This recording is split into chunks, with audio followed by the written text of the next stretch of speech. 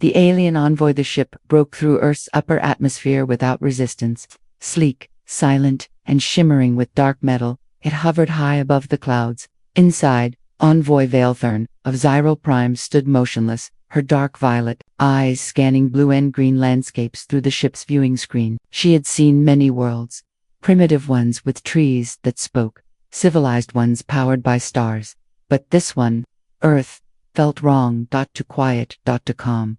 Her mission was clear: observe humanity, record their military capacity, and decide if they posed a threat to the Galactic Council. According to official records, humans were mid-tier primitives with an unpredictable emotional core and unstable governance. That last line had bothered her, because no race with instability survived long. Envoy preparing for descent, her assistant drone chimed. Vale nodded. Stay cloaked. We landed, unannounced. I want to see their world without the mask. The ship vanished from visible light and sound, passing undetected through Earth's skies. They landed in a forest thick with green, untouched by technology. She stepped out and took her first breath of human air. It was clean. To clean.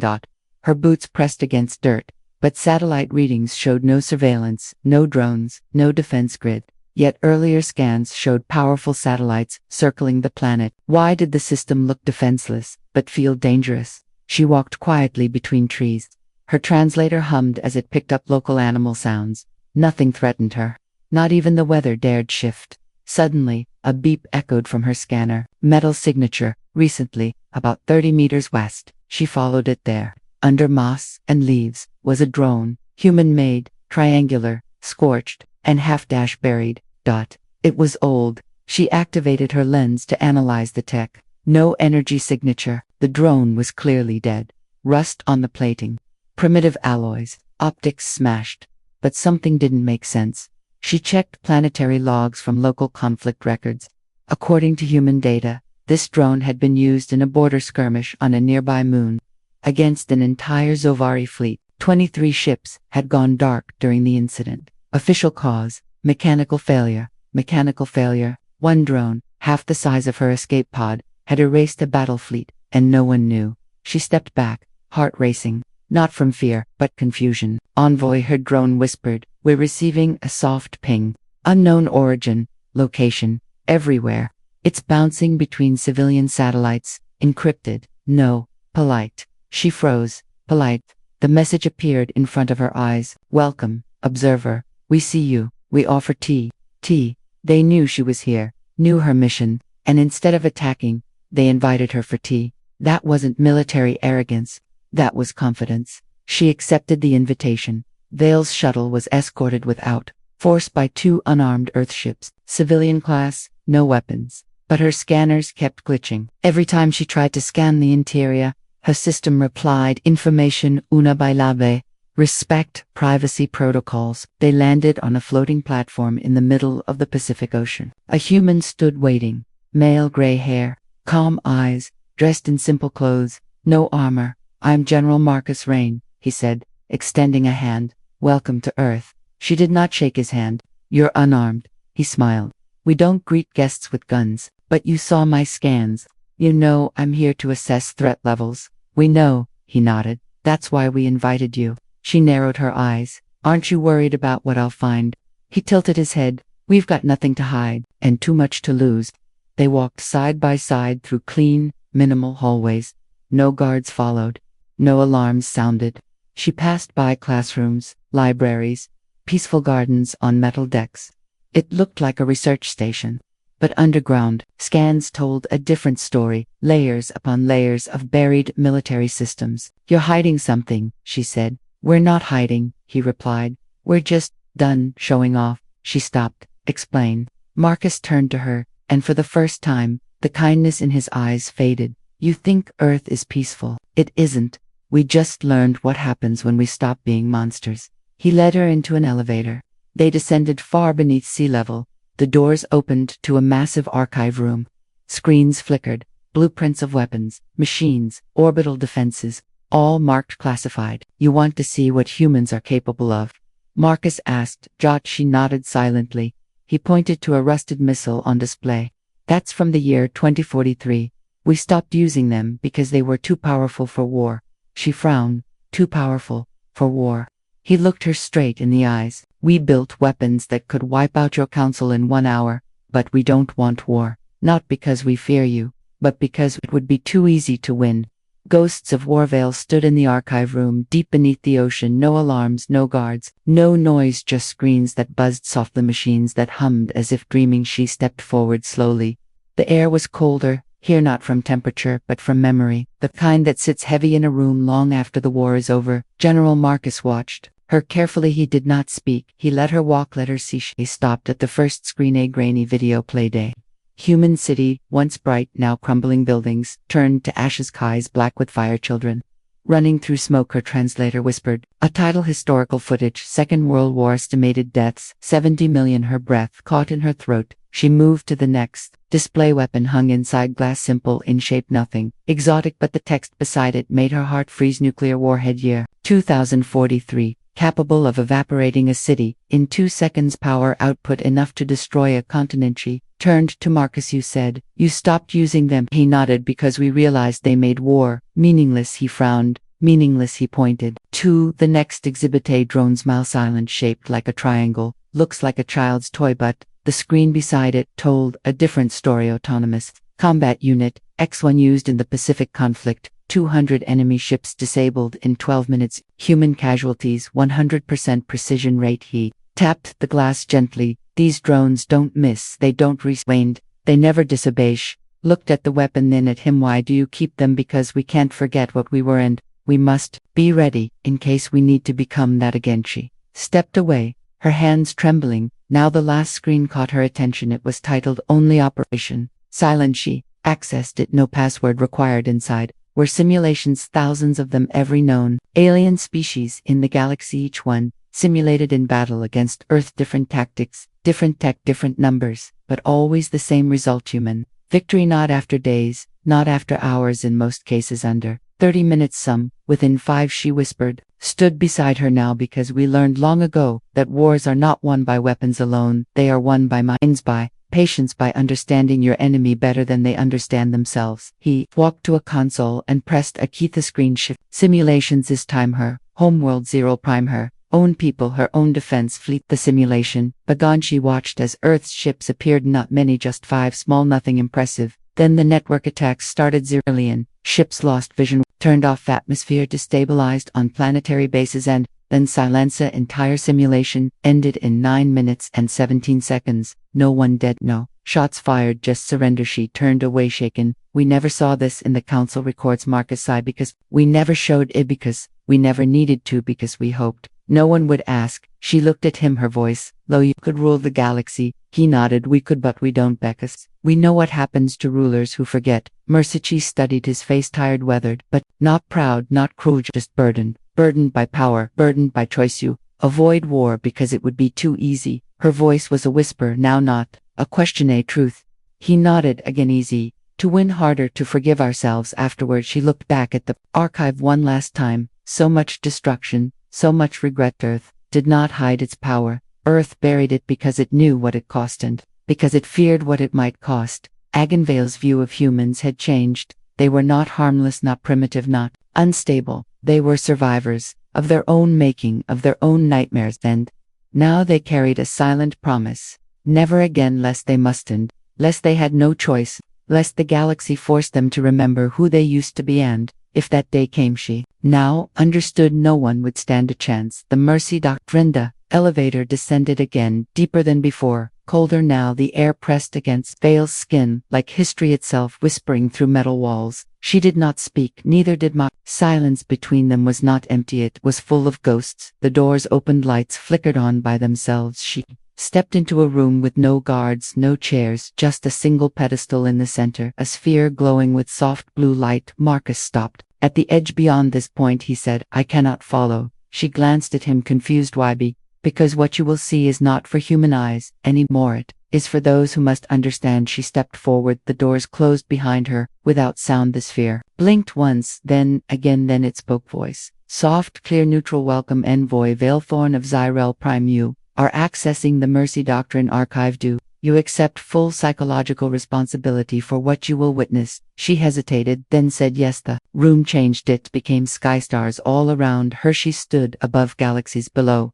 Her Earth spun slowly then. Lights began to blink across space. Dozens of alien fleets, forming alliances surrounding Earth in the simulation.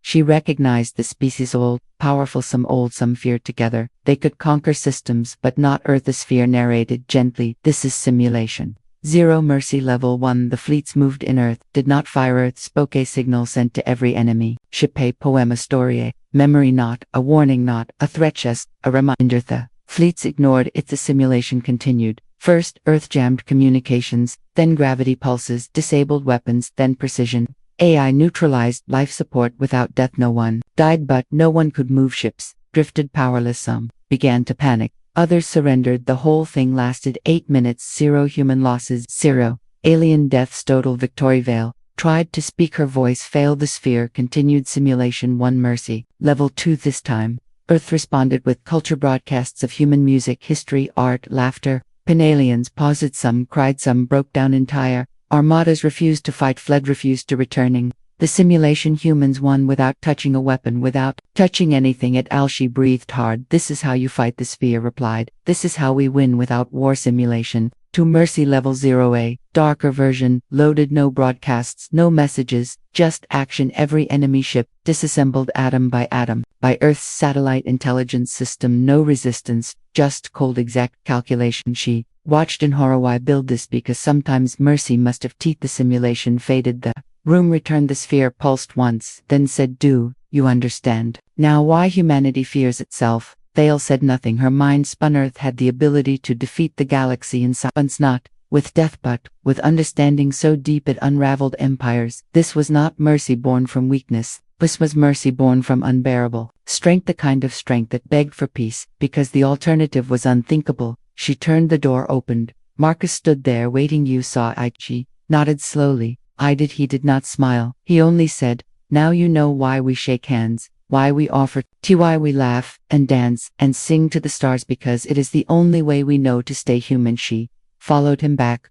As they rose, she thought of her homeworld, of how little they understood, how close the galaxy stood to fire without ever seeing the flame. Humanity had not grown peaceful. They had learned repentant. That was more terrifying than any weapon. The trigger point. The skies above Mars turned silver. Dozens of ships shimmered into view, aligned in silent formation. Engines humming, shields raised, banners of peace glowing bright, but weapons fully charged. Vale stood on Earth, watching from the ocean platform, her hands clenched behind her back, eyes locked on the sky. "They came anyway," she said softly. Marcus did not look surprised. "They always do." She turned toward him, voice sharp. "You have to stop them. You have to say something." He looked at her, calm but tired. "We already did. The message was sent." Her voice rose then. "Why are they still coming?" "Because they think we bluffed." The wind carried salt and silence across the sea above the clouds. Earth remained quiet. No fleets launched, no energy signatures activated, just stillness. The alien armada drew closer to Mars. Their lead ship opened a communication line broadcasting across systems. "This is High Command of the Unified Coalition. We are here to ensure Earth's full compliance with galactic military oversight. You will stand down, or we will escort your leaders into custody." Marcus listened without blinking. Vale felt something shift in the air, not panic, something colder, something final. She turned slowly toward Marcus. "What happens now?" He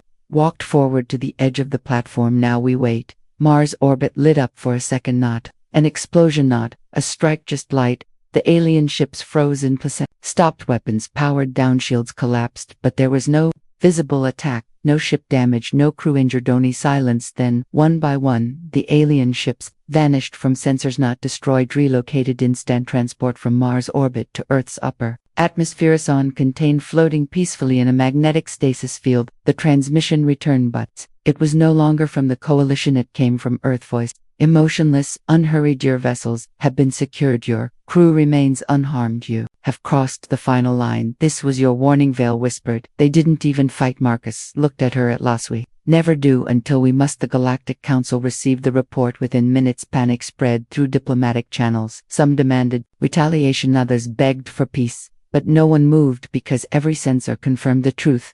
Earth had moved faster than light acted before thought. Neutralized a full-scale fleet with no effort and no violence. Evil sat alone that night beneath the stars. Her communicator opened her message, ready. She could still warn her people, still send them everything she knew, but her fingers hovered over the send button and she paused. If I send this, they will fear humans. If I stay silent, they will misunderstand. She heard footsteps. Marcus again, but quieter. This time he sat beside her. You want to send a warning? She nodded. I do. He looked up at the stars. Do Ichi looked up at the stars. Do Ichi look his head? Why would we do not fear we fear what comes after it. She looked at him. So what happens if I send it then? The galaxy prepares for a war. It cannot win or she asked, or it listens and learns and maybe for once chooses something else. She said nothing, but the next morning her message was transmitted to her world, and beyond one line only. Do not provoke the humans. They are not peaceful. They are merciful. They are merciful, and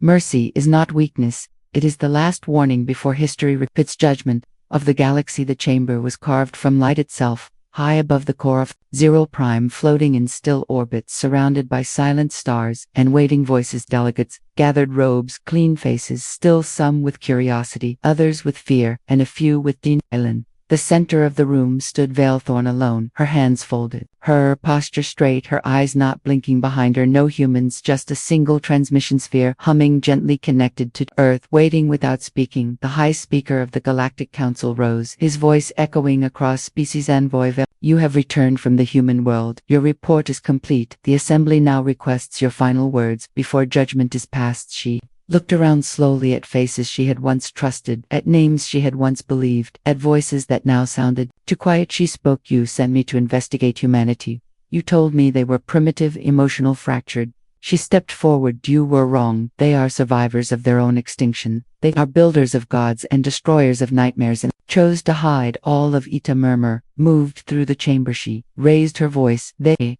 do not avoid war because they are weak. They avoid it because for them it became too easy. To fight means to lose control. To win means to lose who they are. So they chose peace, not because they cannot destroy, but because they already have. Und they remember what it cost. The chamber fell into deep silence. One delegate from the Endari systems rose. Are you suggesting we place Earth above Council oversight? Neville said. I am saying the Council must choose to either learn from Earth or prepare to face what Earth has already overcome. Another voice, bitter from the Rivari cluster. You fear them? She turned. No, I understand them, and that is worse, because now I know what true power looks like when it kneels instead of stands, when it waits instead of strikes, when it offers tea instead of fire. You think this is submission? It is restraint, and if you push them beyond it, there will be no war, only silence, the kind that follows after everything ends. The Council called for votes. Each species one by one declared their position. Restriction, neutrality, partnerships. Silence. Then the final decision came. The vote was tallied and displayed across the stars. Earth was not exiled. Earth was not caged. Earth was offered a seat, not of dominance but of guidance, to lead the peace accord, to teach what others had not yet learned, to